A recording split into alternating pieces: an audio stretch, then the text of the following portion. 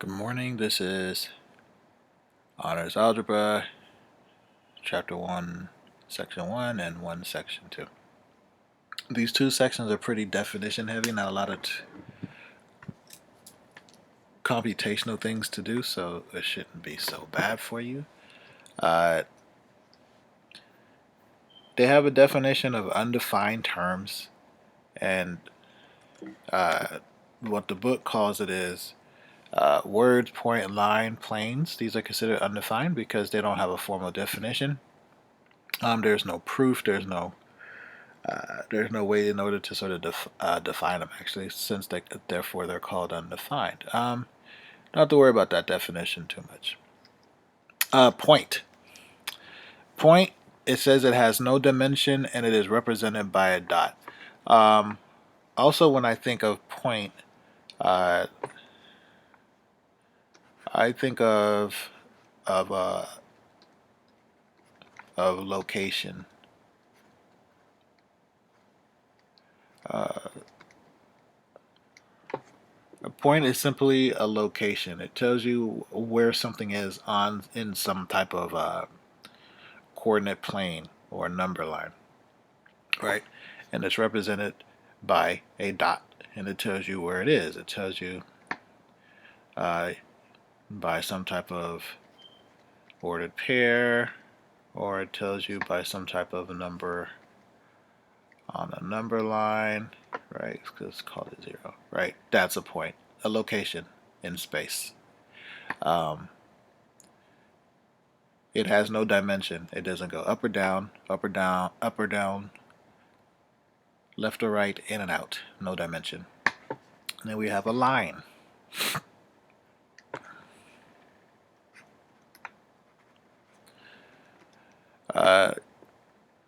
Has one dimension.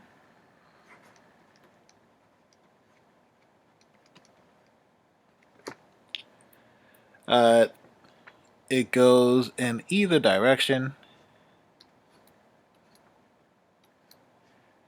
And because it has these two arrows, that tells me that it goes in either direction forever.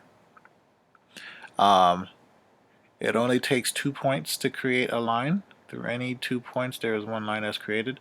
You can also think of a line as a collection of infinite dots. A lot of people would say, hey, a line is a collection of infinite dots going in various directions. There's a lot of ways to classify a dot. Actually, let me go back to point. I forgot that. When you classify a point, most likely you're going to classify it by some letter. So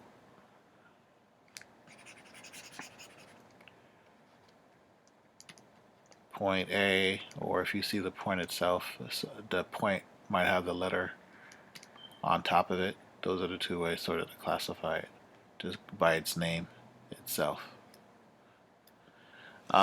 Ways to classify a line. You can just call it a line.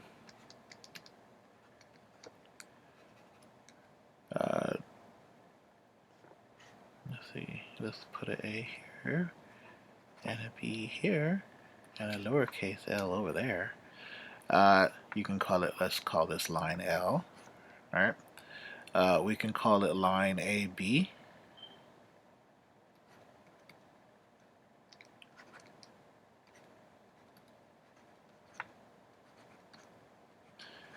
The reason why we call it line AB because the points A and B resides on the line. They are intersected or ingrained or on the line itself, in the line itself. We can call it line AB. You can put a line symbol with a arrow in either direction. You can also call it line BA. It doesn't matter the orientation of the letters. Or you can call it BA with the arrows on top. So there are different ways to call a line. Another thing about the line, I said earlier, it's in one dimension, so it can go up and down. It can go left and right, and it can go in and out. if we were to write this all on one plane in 3 dimensions, how would I write it? You write it something like that. Here we go.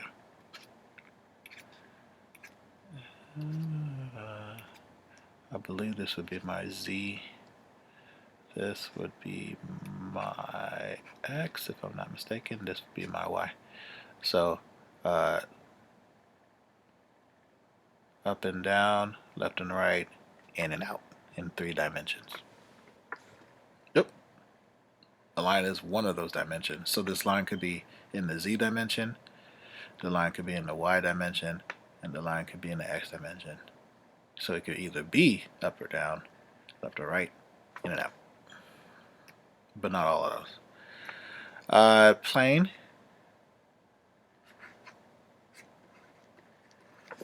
Let's see, we have a plane.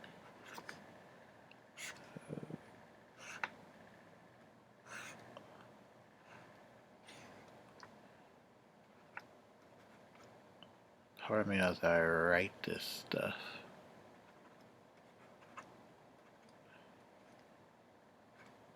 Okay, so we have a plane. A plane has 2 dimensions, right? It's gonna, in this case, it's going left and right, and it's going in and out in 2 directions. So just going in this direction, and just going in that direction. You can think of it when you draw it like this is a parallelogram, square-like shape. You could think of drawing it like a floor or like a ceiling, something like that. Even though we can't draw it, these guys go out into infinite directions. So this guy is going in this direction forever. This guy is going in this direction forever. This direction forever. And this direction forever. It has 2 dimensions.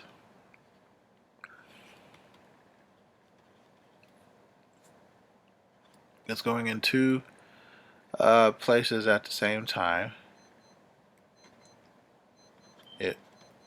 So there's different possibilities of how that can work. In order to represent a plane, you need 3 points, at least 3 points. But the thing about the 3 points is that they cannot be in a straight line. They have to be sort of scattered throughout.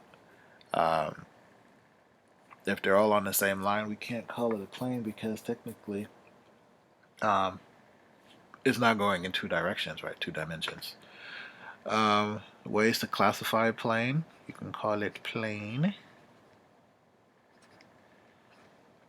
M, right? There's an M up here. It has no dot.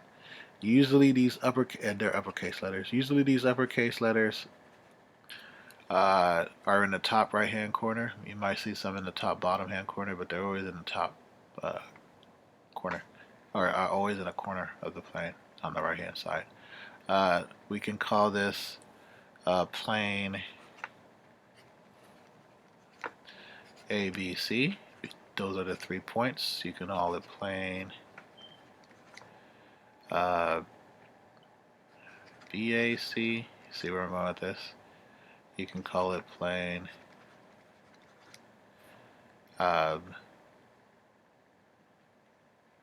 BCA. And you can go in infinitely many tons of directions with this. This is just an example of the different ways you can call this plane. They don't have to be in alphabetical order. Okay. Points that are on the same line. So if I had a line, and I have 3 points, and they're all on the same line, these guys are called collinear.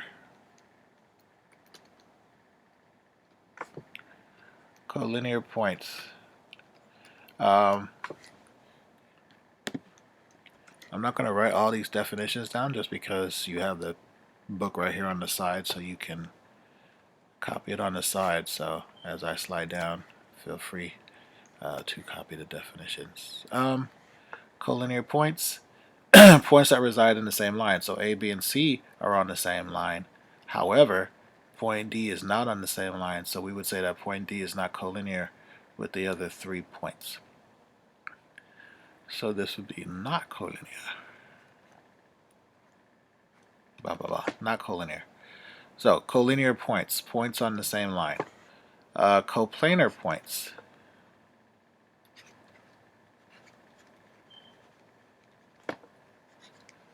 These are points that are all within the same plane. Right? Points that are all within the same plane. So in this case, we would say that points D, E, F are coplanar.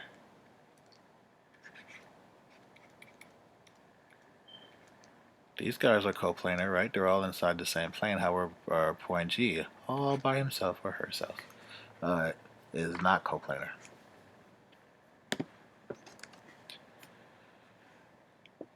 Okay, so they give us an example.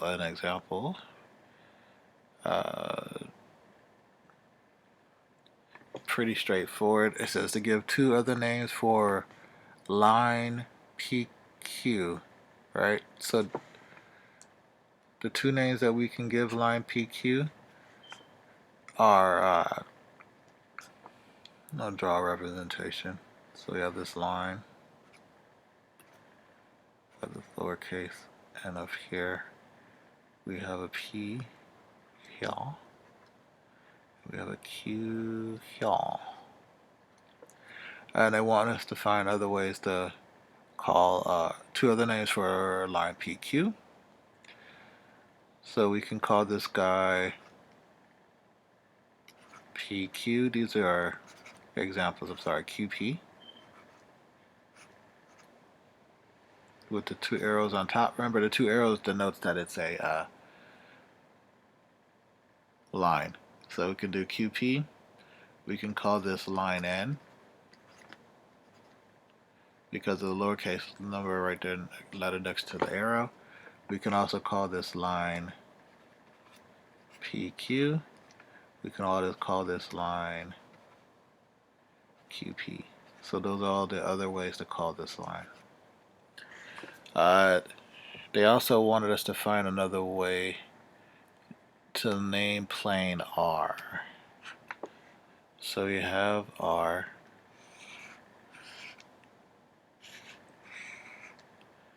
Right.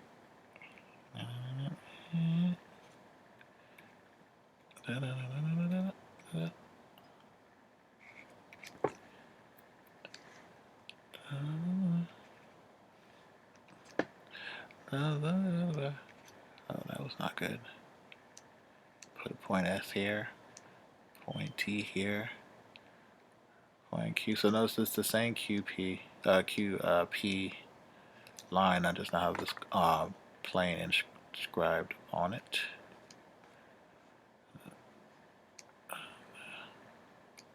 All right, I think I got everything.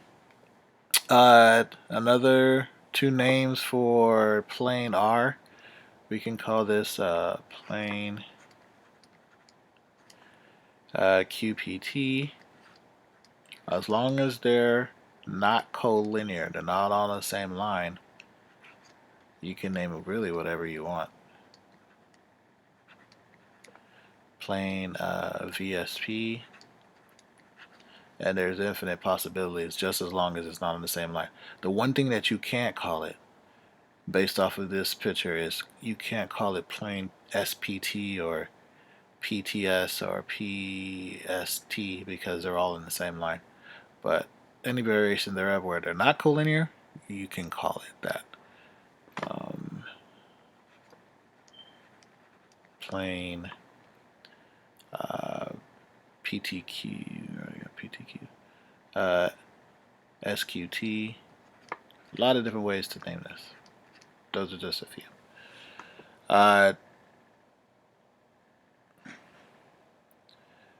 So the guided practice, they have the same diagram that I drew down here, the plane with the dots and 2 lines in it, points and 2 lines in it. and it says name a point that is not coplanar with QST. Name a point that is not coplanar. So, coplanar?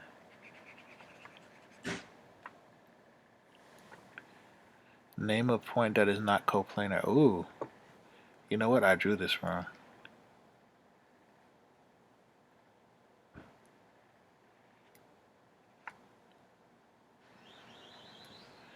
Alright, so this is Q up here. So, this Q is outside of the plane. So actually you kind of messed that up. So this Q is outside of the plane. So I'm going to go back.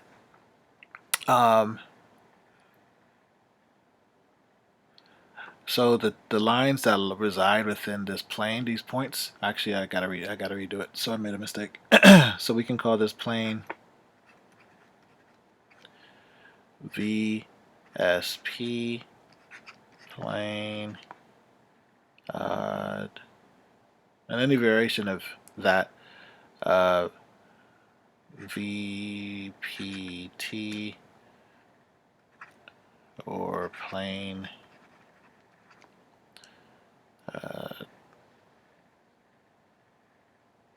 yeah, any variation of these three letters, VSP or VPT, is fair game.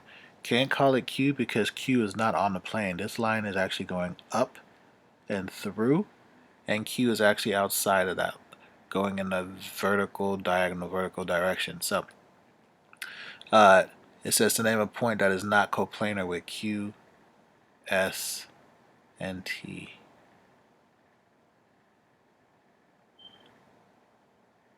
Give two other names for line ST. So ST, two other names, SP, PT, TS, all different ways to name that.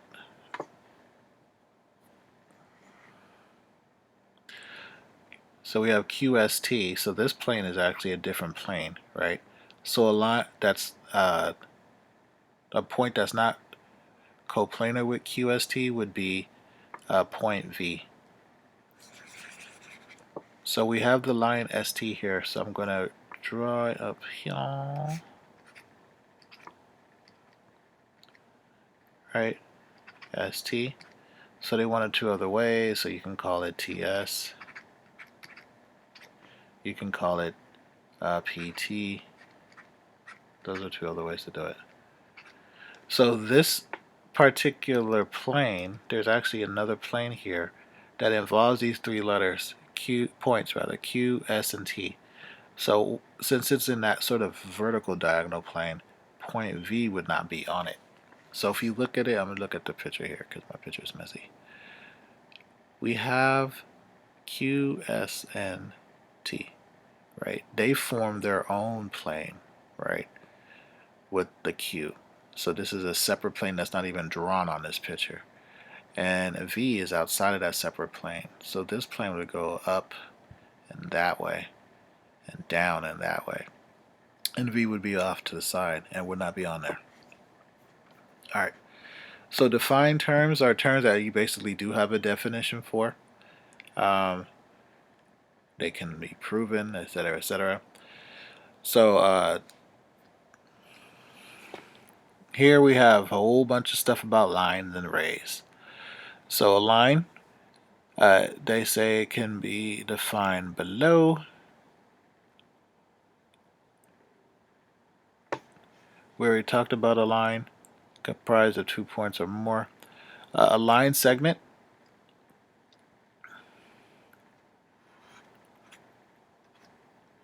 so here's a line. We have at least 2 points. It goes on forever because we have those two arrows here and here. Yay, line. Line segment.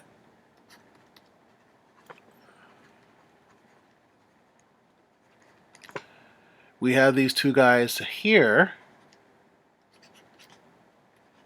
Notice there's no arrow, but it stops at those 2 points. It's at the end, right? Hence the word endpoint. In the case of AB, we have 2 endpoints. The arrow means that it goes on forever.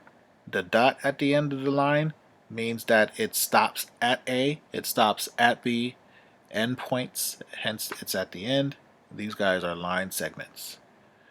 Rays. Ray comprises of one endpoint and one arrow. One endpoint and one arrow. One endpoint and one arrow. So when I write this in shorthand, right here we learned about the A, B.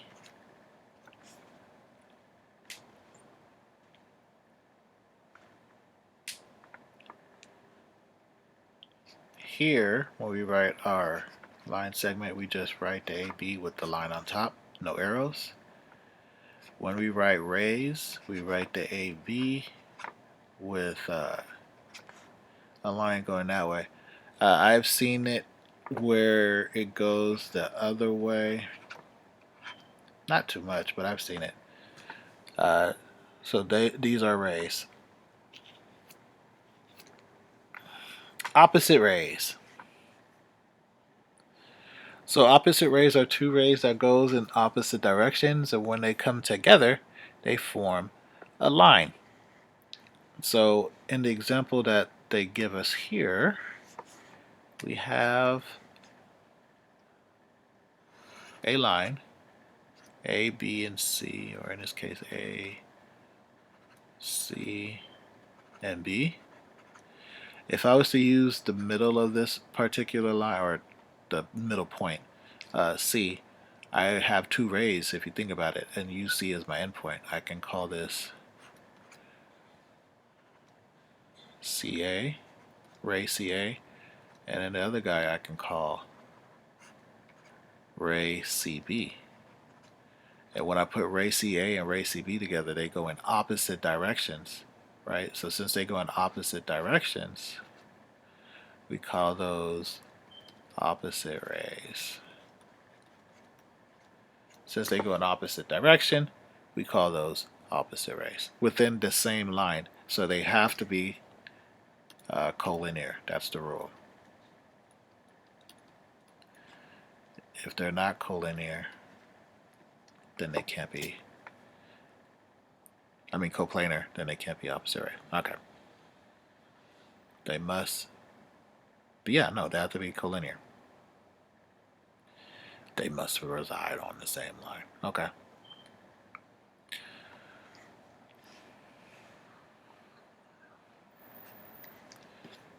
Again, pretty straightforward stuff. I'm going to go straight to the... So we have EF here.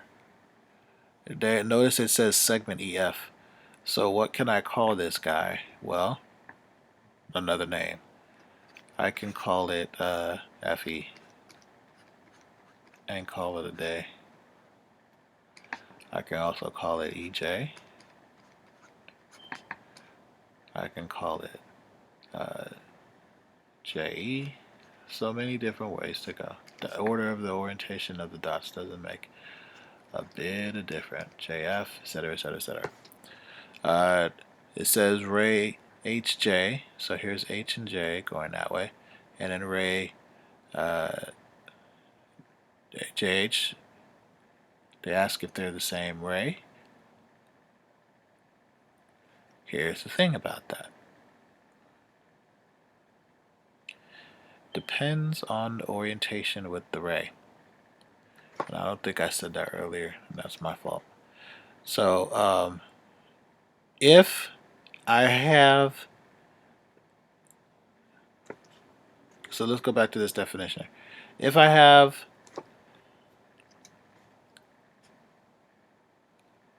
this particular scenario, so I have a J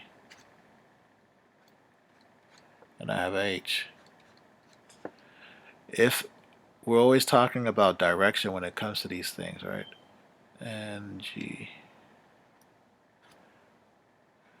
So with line segments and lines, it doesn't really matter because you can go in either direction.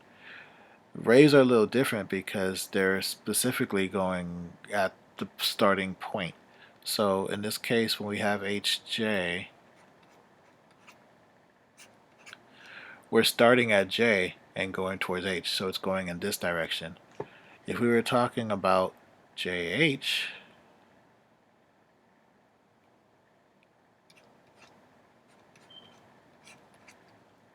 so HJ is starting at H and we're going towards J, so it's going relatively in this direction, right?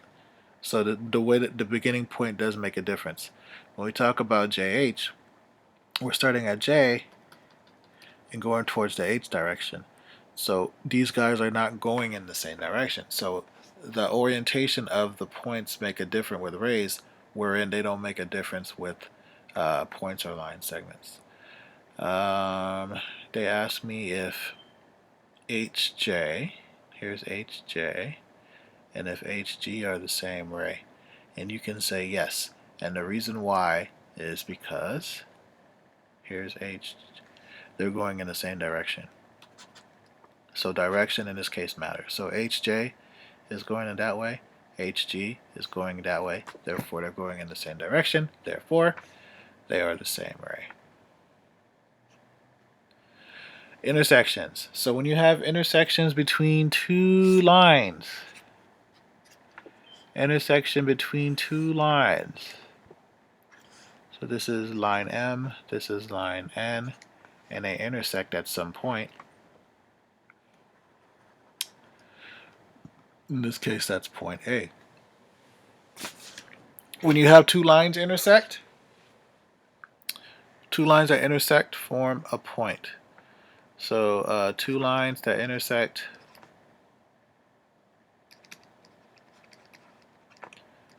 so you can say two intersecting lines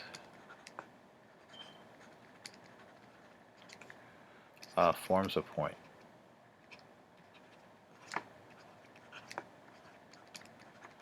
Two intersecting lines forms a point. Yay.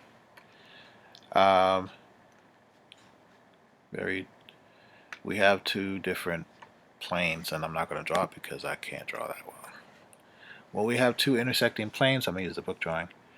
We have the red plane and the blue plane that when they intersect, two intersecting planes form a line.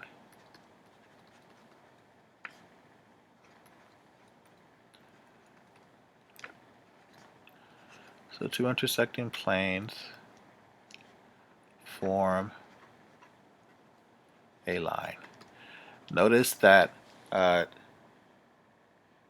line and the plane, when they intersect, lines have one dimension. When they intersect, they form a zero-dimensionless point. Planes have two dimensions, and when they intersect each other, they form a one-dimensional line. So from one dimensions to zero when they intersect, from two dimensions to one when they intersect. Interesting. If you had a line intersect a plane, and we saw already a representation of that. So if we had a line intersect a plane,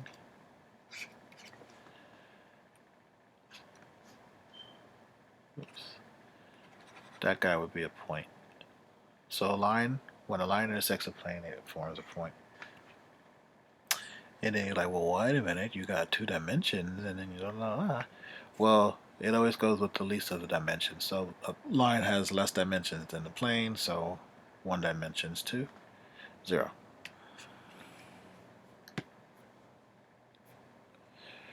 Okay, so that's this section. I don't think I asked you to draw anything. So section 1, 2, again, this is definition heavy section, so it's less math and more writing definitions down. So we talk about axiom or postulate. I would ask you not to worry about axiom. We don't use those too much, but we do use the word postulate all the time. So postulate.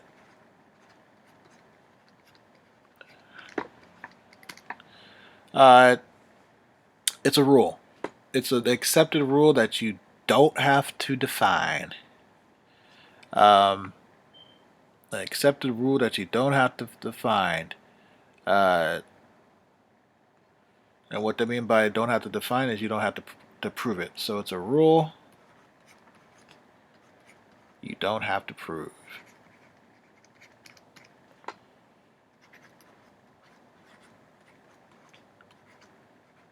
Like I said, geometry is going to be dealing with a lot of proofs. So it's a rule that you don't have to prove. A rule that you do have to prove, well, that's called something else. And that's called a theorem. And we're going to be given a lot of theorems.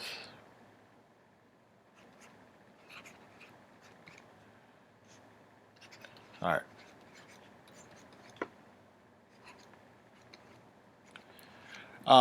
You're also going to have properties too. Every once in a while, properties is more a mathematical algebraic term. Properties and postulates are kind of the same thing.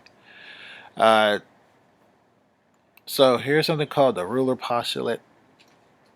And postulates and theorems might be in the phrase if and then. Definitely theorems are, not necessarily postulates. So this one says postulate number one, the ruler postulate. And I'll read it.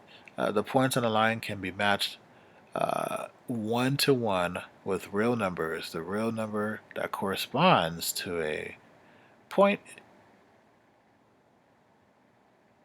is the coordinate of the point. The distance between A and B, written as AB, is the absolute value of the difference of the coordinates of the point. Alright, so a couple things are going on. Thing number one. And this is the ruler postulate. Points on the line are called coordinates. That's number one. Points of the lines are called coordinates, but we can also name our coordinates. So up here we would name it AB. Down here, depending on the orientation of your line, so this is the x axes, we can name them as coordinates, numeric coordinates. Okay. Thing number two, when you get the distance between this, so that's number one, right? We can label our points, and we call them coordinates. So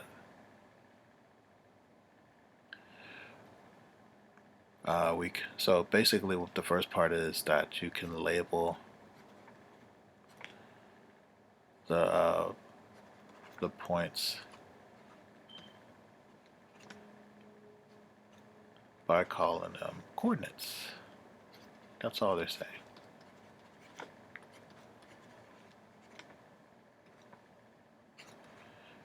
I'm gonna fill out all that. So that's the first step. Yay. Part B, we can get the distance of these coordinates, and this is actually the important part of the ruler postulate. You can get the distance by subtracting the absolute value. So by getting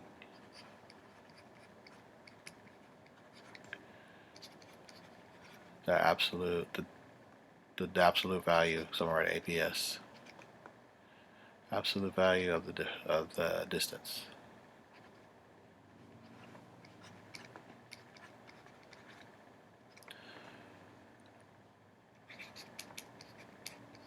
Of the difference. Okay. So in this case, we have for point or A to B. The distance would be using the ruler postulate, which is just to subtract x2 minus x1. Now, it doesn't really matter the orientation since we're taking the absolute value, so you could say x1 minus x2, it wouldn't make a difference. Okay. So that's that. Postulate number one of many, many, many. The example here, they just give you a point, they label it. Oh, that's a 2. Oh, that's a 5.5. Oh, 4. So the distance is the difference of the two. Take the absolute value. All right.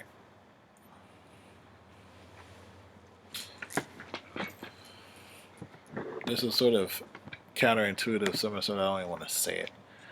But if you have three collinear points, meaning they reside in the same line, then we can say that point B is in between point A and C. However, if you don't have a collinear line and you have a point that's in between or in the middle, we cannot say that it's between. So in the world of geometry, a point is in the middle or in between, rather, only when they are in the same line. Alright, segment addition postulate. Again, a postulate is just a rule that we don't have to prove. And it says, and it's in the form of if and then, if B is between A and C, then A plus B, AB plus BC equals AC. So, we have this line, AC, we have an A, we have a B, we have a C. If I wanted to find the total distance of A and C, so here's the whole thing, right? If I wanted to find the total distance between A and C, then I can say, okay, it's comprised of these two smaller segments, right? Point, or segment AB, right? And also segment BC. And what I can say is that since I know it's comprised of these two smaller segments, I can add these guys together. And I can say, okay, if I wanted to add them together, I can say that the total line is made up of adding the two smaller segments together. And that is the segment addition postulate. And I know what you guys are thinking right now. Well, yeah, that kind of makes sense. If you make something bigger, you add up to two smaller pieces. In the world of geometry, when we use these things in our proofs, it's a big step in our linear thinking. Alright, I don't think I'm going to ask you to use a ruler to measure anything. So number 3, it says to use the segment addition postulate to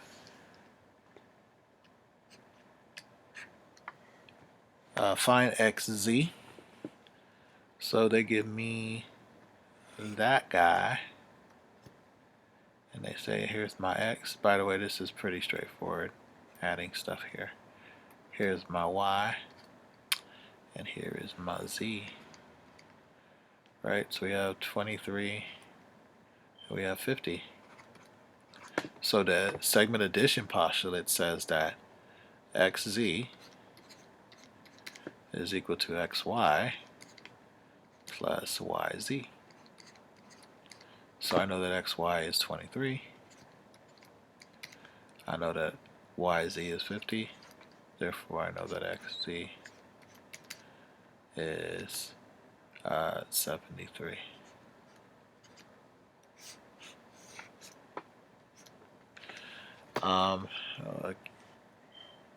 Pretty straightforward.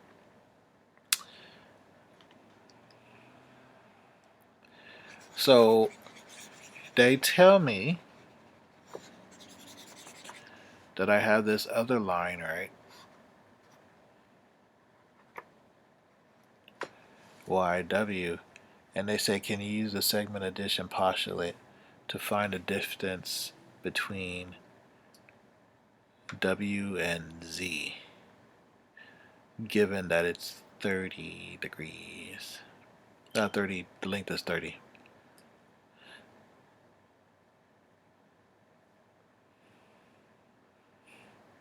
So the thought process is that, oh, okay, since this is 30, right, so I have 30 over here, right, I have YZ over here, right, they want to know if I can find the distance between that to find WZ. Can I just add those guys up? And the short answer is no, you cannot. And the reason is because that sort of forms a shape of a triangle, and there's other methods to find that particular side of a triangle. So when we're doing a segment addition postulate, uh, while you can add segments of non-collinear or segments that are not necessarily within the same line, they have to sort of be, when they do form, they have to add them up, they have to sort of form a straight line. And since this is not a straight line, it's not really possible. You can also use the segment addition postulate to find a missing one. So in the case of this one, the example that they give us,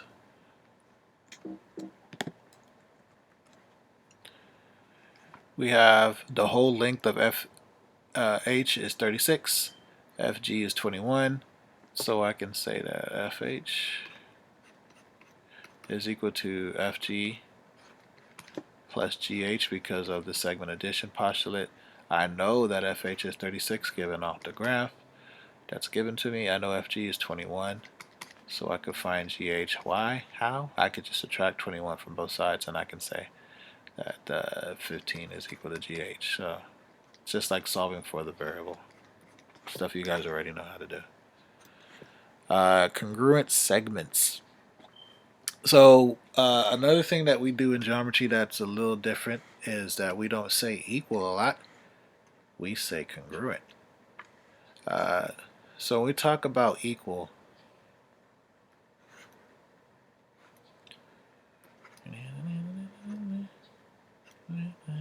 actually let's do this.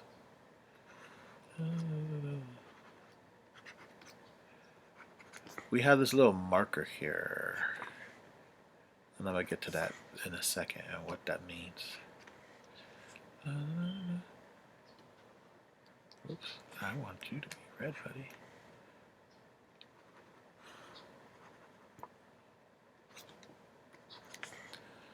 Okay. When we talk about something being equal, let's say that AB is equal to 4. And we say that CD is equal to 4.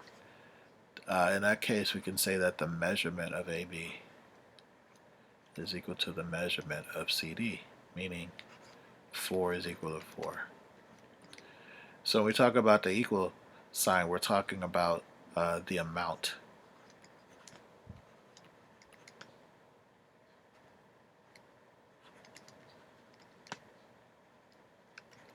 Right, some numerical amount, some quantity,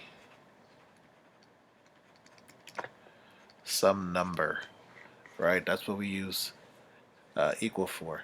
In the world of congruency, though, we would say that AB is congruent to CD. Well, what's the difference? When we talk about congruent, and notice the difference between the symbols, right? Very similar symbols. So the congruent symbol has the equal sign, what I call it the little squiggly, with the little squiggly on top. When we talk about things that are congruent, not only are we talking about two amounts that are the same, but we also are talking about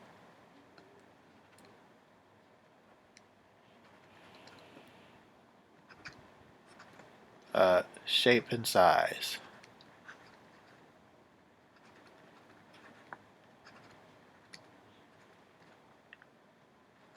Shape and size. So in this case, we have two lines, right? These two lines have the same distance. They look identical, right? They look like twins. So when we talk about congruency, not only are we talking about the value, the amount, the quantity, we're also talking about how it looks, what shape it is. Are they twins? And when we have things that look the same, shape and size, in addition to the amount, then we say that they're congruent. We denote things that are congruent in terms of length by these little markers, these little ticks. This one has the same little blue tick. This one has the same little blue tick. So since they both have the same blue tick, we can say that these two guys are congruent to each other.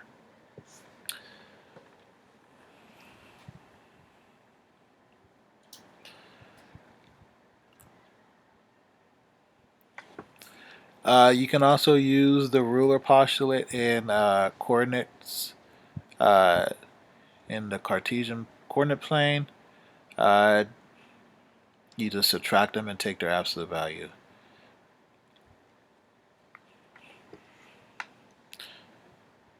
Super duper straightforward.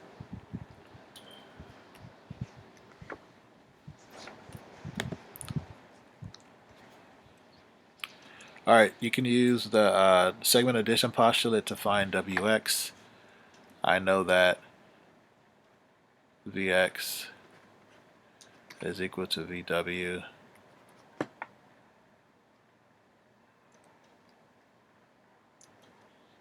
plus Wx. I know that Vx is 144. I know that Vw is 37. So I'm just going to subtract 37 from 144 to give you my Wx. I'm not going to do the number. I don't really care. It's the process. If I was to plot these points, they want me to find out if they're congruent or not. Since they're on the number line, I can just use the ruler postulate and subtract. So this is number 6, or 5 rather. So here's number 6. So they give me that A is negative 2, 4, and B. So A, negative 2, and 4.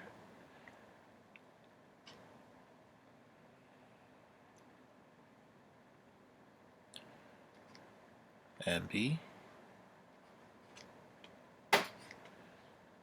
negative 2 and 4. Since they both have the same y coordinate, I know I'm dealing with a, oops, I'm sorry, 3 and 4. I'm dealing with a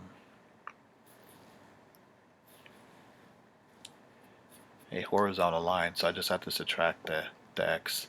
So this is going to be negative 2 minus 3 absolute value, which is negative 5 absolute value, which is 5. So the distance is 5. For C and D, C is 0 and 2. D is 0 and negative 2. Since they have the same x coordinate, I know I'm dealing with a vertical line.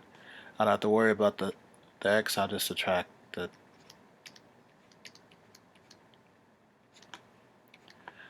y's. So this is 2 plus 2, which is 4. So 1 is 4, 1 is 5, so they are not congruent. Using the ruler postulate.